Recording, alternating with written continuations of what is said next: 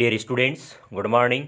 मैं रामावतार कांटीवाल आपके इस YouTube channel online English classes by Ramavatar Kantiwal में एक बार पुनः है सभी का हार्दिक स्वागत करता हूं। स्टूडेंट्स, आज हम chapter number 9 the last lesson आखिरी पार्ट पढ़ेंगे। स्टूडेंट्स, द लास्ट लेसन नामक कहानी ये वर्ष 1870 का वर्णन करती है। उस समय बिस्मार्क के अधीन प्रशा की सेना ने फ्रांस पर कब्जा कर लिया था। तो नए शासक ने फ्रांस के 2 जिले अल्सेक व लोरेन की स्कूलों में फ्रांस की मातृभाषा फ्रेंच पढ़ाए जाने को बंद कर दिया था और फ्रेंच शिक्षकों को वहाँ से चले जाने के लिए कह दिया गया था। तो स्टूडेंट्स, वहीं एक स्कूल में एम हेमल नामक शिक्षक जो काफ़ी समय से अपनी सेवाएं दे रहे थे, वे अपनी पुरानी स्कूल में अब और नहीं रुक सकते थे।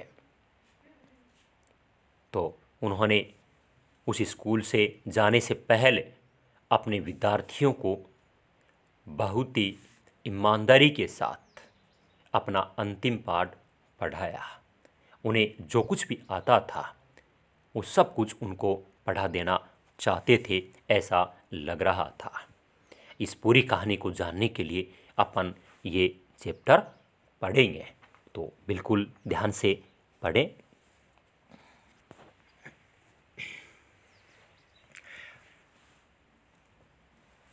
I started for school very late that morning.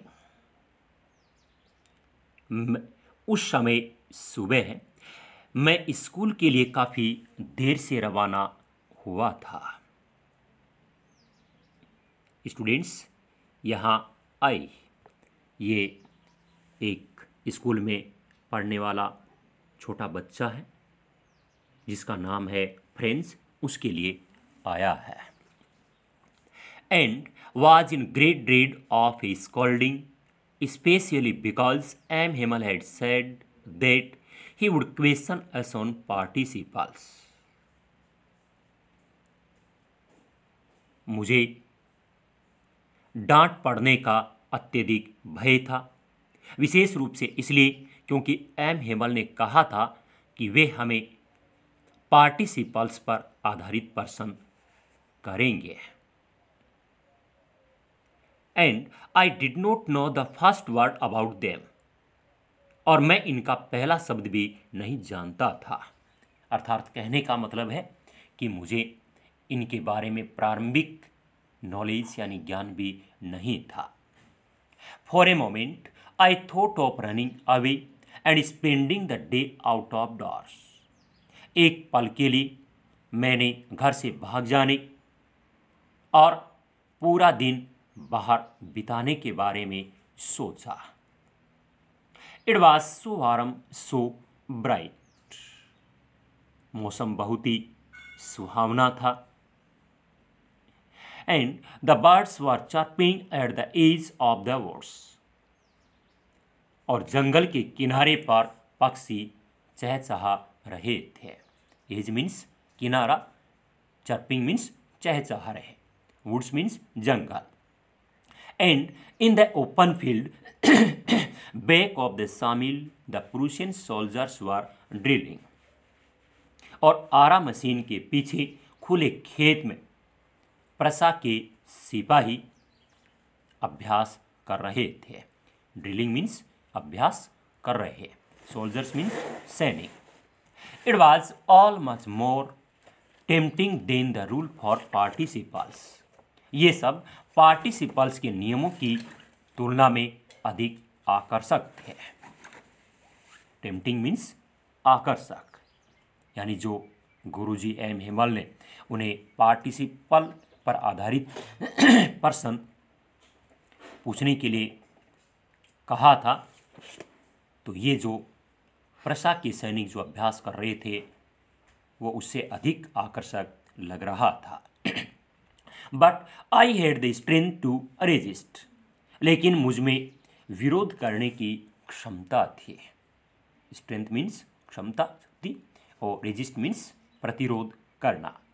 And I hurried off to school, और मैं तेजी से स्कूल की तरफ चल पड़ा। When I pass the town hall, जब मैं टाउन हॉल के निकट से गुजरा, पास मीन्स गुजरना, there was a crowd in front of the bulletin board, तो सूचना पट के सामने भीड़ थी। क्राउड मीन्स भीड़, इन फ्रंट ऑफ के सामने, बुलेटिन बोर्ड सूचना पट। For the last 2 years all our bad news had come from there, पिछले 2 वर्षों से हमारे सारे बुरे समाचार यहीं से आए थे। अब बुरे समाचार कौन कौन से थे? जैसे द लॉस्ट बैटल्स, हारे हुए युद्ध, द ड्राफ्ट, सेना में सिपाहियों की भर्ती, ड्राफ्ट मीन्स सेना में भर्ती, the orders of the commanding officer, और सैनिक अधिकारी के आदेश। इस तरह के जितने भी जो बुरे समाचार हैं वो यही सूचना पट से मिले थे। And I thought to myself, और मैंने अपने मन में सोचा, विदाउट स्टॉपिंग, वह भी बिना रुके, what can be the matter now, अब क्या मामला हो सकता है। Then as I hurried by as fast as I could go, और फिर मैं उतनी जल्दी से जा रहा था जितनी तेजी से चल सकता था। The blacksmith Wachter who was there with his apprentice reading the bulletin called after me, तभी वाचर लुहार जो वहां अपने प्रशिक्षु के साथ यानी शिष्य के साथ समाचार पढ़ रहा था, मुझे से पीछे से चिल्लाकर कहा, डोंट गो सो फास्ट बब, लड़के इतनी तेज मत चलो। बब मीन्स लड़का। You will get to your school in plenty of time, school पहुंचने के लिए तुम्हारे पास पर्याप्त समय है। प्लेंटी ऑफ टाइम, पर्याप्त समय। I thought he was making fun of me, तो मैंने सोचा कि शायद वह मेरा मजाक उड़ा रहा था। मेक फन मीन्स मजाक उड़ाना। And reached M Hamel's little garden all out of breath, और हाँफता हुआ एम एमल के छोटे से बगीचे में पहुंचा। ऑल आउट ऑफ ब्रेथ, हाँफता हुआ। यूजुअली व्हेन स्कूल बिगिन, आमतौर पर या सामान्यतः जब स्कूल शुरू होता था, देर वाज ए ग्रेट बसल, तो वहाँ काफ़ी शोर शराबा होता था। ग्रेट मीन्स काफ़ी, अत्यधिक, एंड बसल मीन्स शोर शराबा। Which could be heard out in the street, जिसे बाहर गली में सुना जा सकता था। अब वो आवाज़ें किस तरह की आती, किस तरह का शोर शराबा हुआ करता। The opening and closing of desk, डेस्कों का खुलना और बंद होना। Lessons repeated in unison, very loud, with our hands over our ears to understand better, और पाठ को बेहतर समझने के लिए एक स्वर में पाठों को ऊंचे स्वर में दोहराना।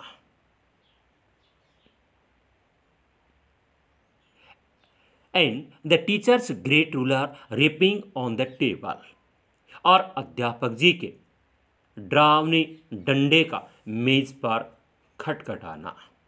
इस तरह की वहाँ पर आवाज़ें आती थी जो बाहर गली तक सुनी जा सकती थी। रेपिंग, रेपिंग मीन्स खटखटाते हुए, रूलर मीन्स डंडा, यूनिसन मीन्स एक स्वर में। But now it was all so still, लेकिन अब ये सब कुछ बहुत शांत था।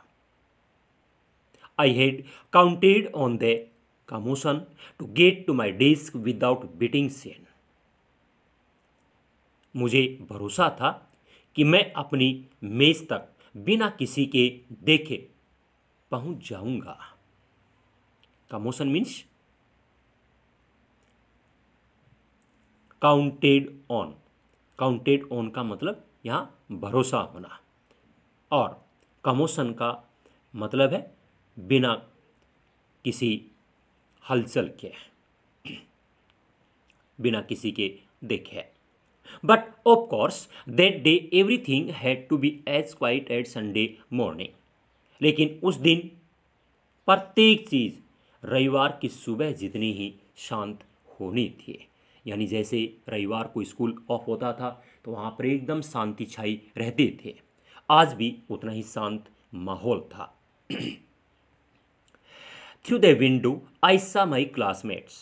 खिड़की में से मैंने अपने सहपाठियों को देखा। थ्रू मीन्स में से होकर, क्लास मीन्स सहपाठी। ऑलरेडी इन देयर प्लेसेज, जो पहले ही अपने अपने स्थानों पर बैठ गए थे। And M Hamel walking up and down with his terrible iron ruler under his arm. और एम हेमल अपनी बाह के नीचे अपने भयानक डंडे को रखे कक्षा में इधर उधर घूम रहे थे। टेरिबल भयानक, रूलर मीन्स डंडा, अंडर हिज आर्म अपनी बाह के नीचे। I had to open the door, मुझे दरवाजा खोलना पड़ा। And go in before everybody, और मुझे सभी के सामने प्रवेश करना पड़ा, यानी कमरे के अंदर जाना पड़ा। You can imagine how I blessed and how frightened I was. आप कल्पना कर सकते हैं कि मैं कैसा शर्मिंदा था और कितना डरा हुआ था। ब्लस्ड, ब्लस मीन्स शर्मिंदा, एंड फ्राइटन्ड मीन्स डरा हुआ। बट नथिंग हैपन्ड, लेकिन ऐसा कुछ भी नहीं हुआ। यानी कि जो गुरुजी हैं उन्होंने मुझे नहीं डांटा। हैपन मीन्स होना, घटित होना। एम हेमल सामे, एम हेमल ने मुझे देखा।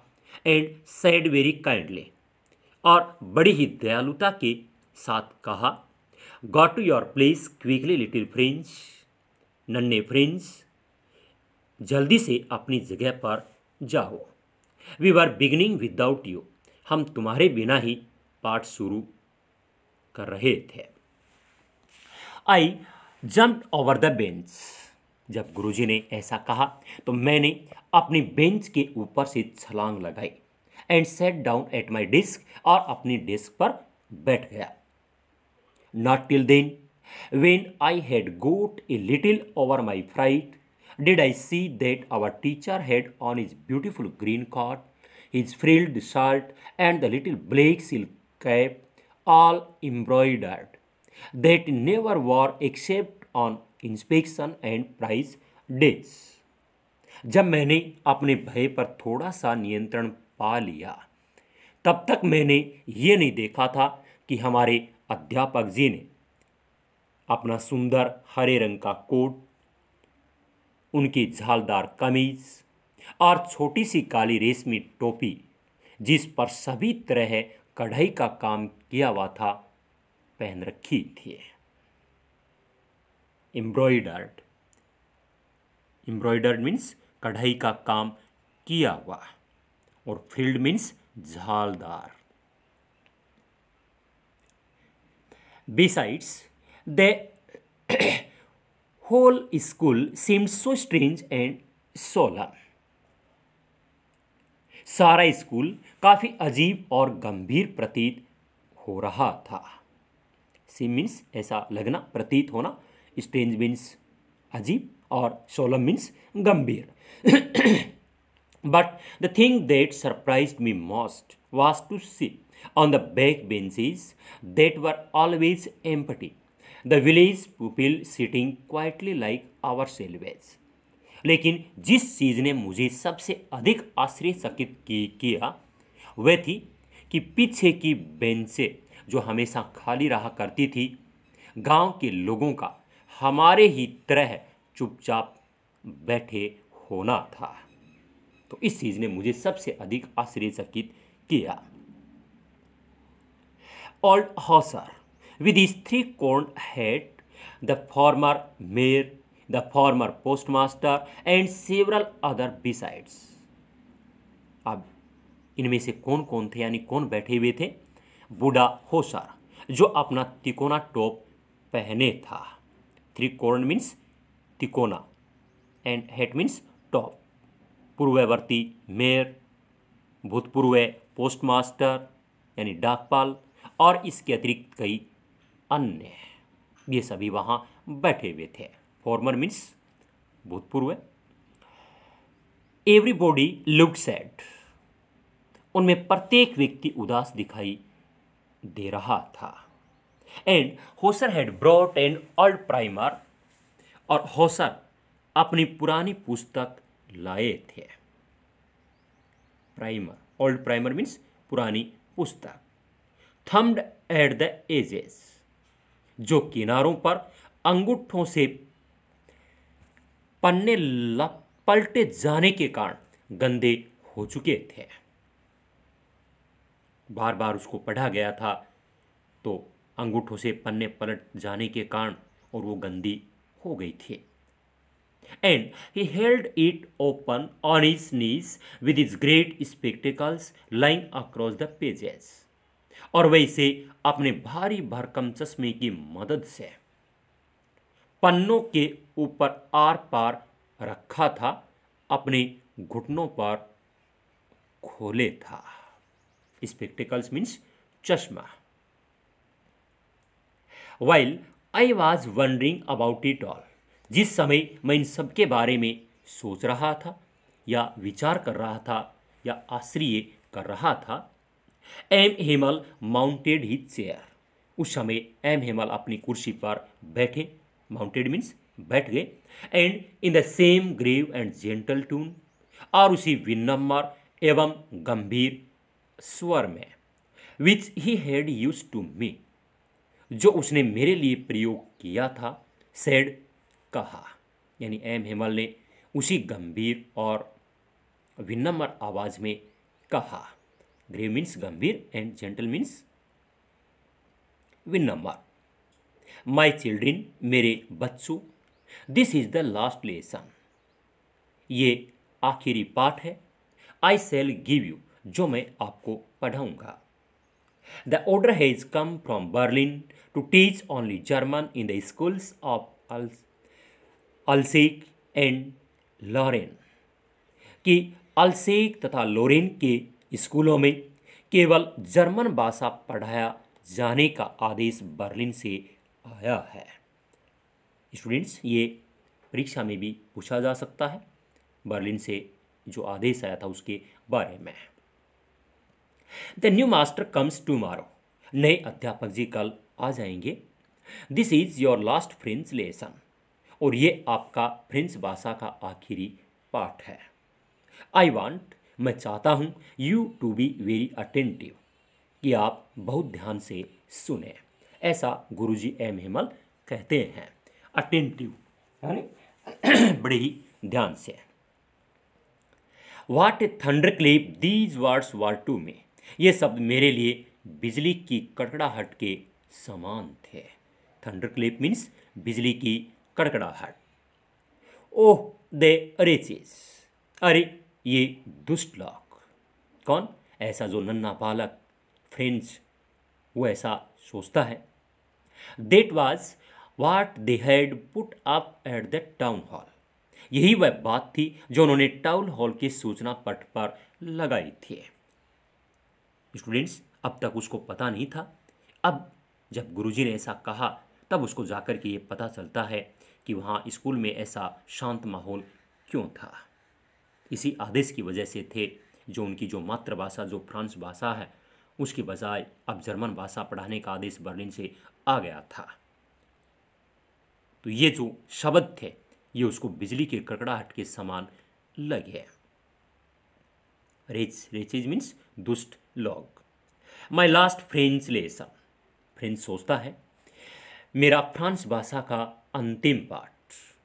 Y I hardly knew how to write, अरे मैं तो लिखना भी मुश्किल से ही जान पाया था। I should never learn any more. अब मैं और आगे नहीं सीख सकूंगा। I must stop there. Then, तब मुझे वहीं रुक जाना होगा। How sorry I was for not learning my lessons, for seeking birds eggs और going sliding on the Saar. अरे, मैं कितना दुखी था। किस बात के लिए? कि मैंने अपने पाठ नहीं सीखे थे। पक्षियों के अंडे तलाशता रहता था अथवा सार पर फिसलने के लिए चला जाता था। तो इन सब के लिए वो दुख जाहिर करता है, दुखी होता है। स्लाइडिंग मीन्स फिसलना। माई बुक्स, मेरी पुस्तकें, that had seemed such a nuisance a while ago, जो कुछ समय पहले ही मुझे मुसीबत सी लगती थी। न्यूसेंस का मतलब यहाँ मुसीबत। सो हेवी टू कैरी, उठाकर चलने में बहुत भारी भरकम। माई ग्रामर, मेरी व्याकरण की पुस्तक, and my history of the saints, और संतों के इतिहास की मेरी पुस्तक। वर ओल्ड फ्रेंड्स नव, अब मेरी पुरानी मित्र लग रही थी। That I couldn't give up, जिनको मैं त्याग नहीं सकता था। गिव अप मीन्स त्यागना। एंड एम हिमल टू, और एम हिमल भी। The idea that he was going away, ये विचार कि अब वे जा रहे थे। कौन? M Hamel. That I should never see him again, अब मैं उसे पुनः कभी नहीं देख सकूंगा। Made me forget all about his ruler and how क्रिंकी he was, मुझे उनके डंडे तथा वे कितने शनकी थे को भूलने के लिए बाध्य कर दिया। जब उसके मन में, फ्रेंड्स के मन में ऐसे विचार आते हैं कि गुरुजी तो जा रहे हैं, यानी वो चले जाएंगे, तो उनके डंडे और डंडे से जब पिटाई करते थे और उनका व्यवहार, यानी वो कितने सनकी थे, ये सब कुछ वो भूल गया। पुअर मैन, बेचारा। जो लड़का नन्ना फ्रेंच है वो गुरुजी के बारे में ऐसा सोचता है। It was in honour of this last lesson that he had put on his fine Sunday clothes, कि आखिरी पाठ के सम्मान में ही उसने अपने रविवार के अच्छे कपड़े पहने थे।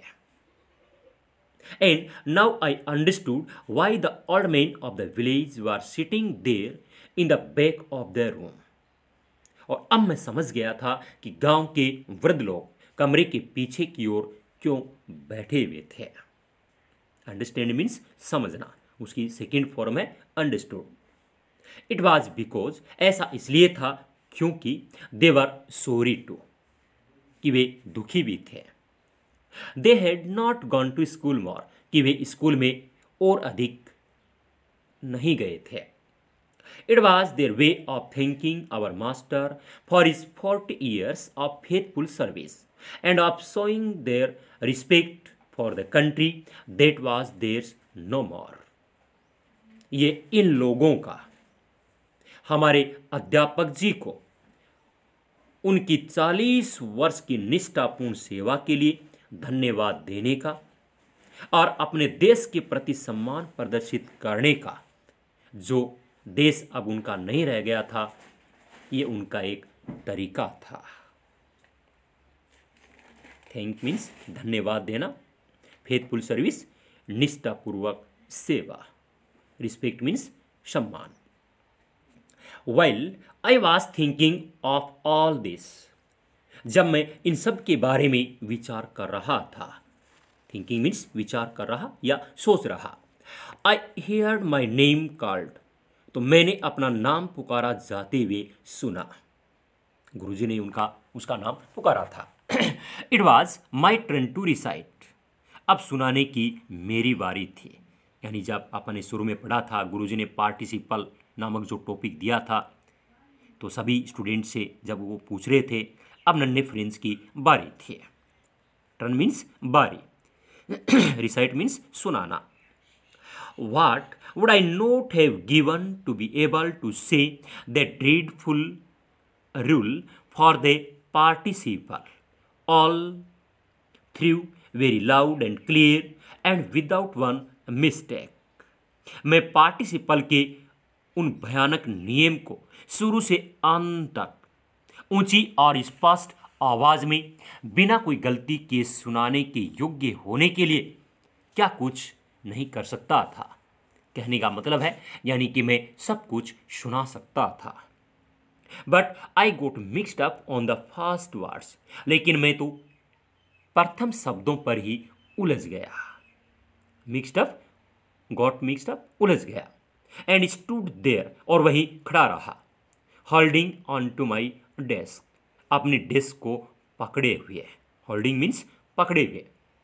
माई हार्ट बीटिंग, और मेरा दिल जोर से धड़क रहा था। And not daring to look up, और ऊपर देखने का साहस नहीं था। यानी गर्दन ऊपर उठाकर गुरुजी की तरफ देखने की हिम्मत मुझ में नहीं थी। स्टूडेंट्स, आज के लिए इतना ही। इसका नेक्स्ट पार्ट सेकंड अगले वीडियो में दिया जाएगा। वीडियो को आखिर तक देखने के लिए सभी का धन्यवाद। जिन्होंने भी अभी तक YouTube चैनल को सब्सक्राइब नहीं किया है वे सब्सक्राइब कर दें, ताकि आने वाले दिनों में और अधिक जो महत्वपूर्ण जानकारियां हैं परीक्षा से रिलेटेड वो आपको मिल सकें। थैंक्स।